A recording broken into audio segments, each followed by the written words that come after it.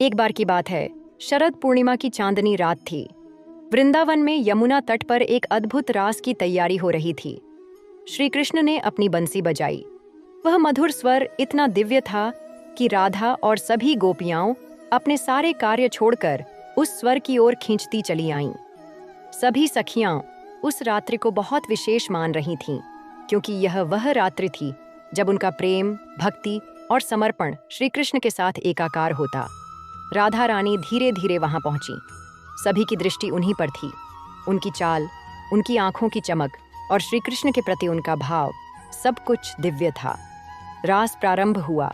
हर गोपी को ऐसा प्रतीत हो रहा था कि श्री कृष्ण सिर्फ उनके साथ नृत्य कर रहे हैं। राधा यह देख मुस्कुरा रही थीं, लेकिन उनके भीतर एक प्रश्न था, क्या श्री कृष्ण केवल मेरे हैं?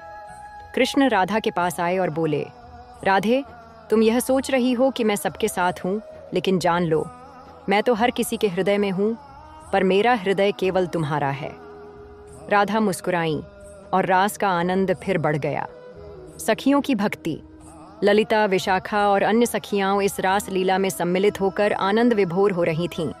वे जानती थीं कि राधा और कृष्ण का प्रेम संसारिक नहीं, अलौकिक है। वे सभी राधा की सहचरी बनकर उस दिव्य प्रेम को साक्षात अनुभव कर रही थीं।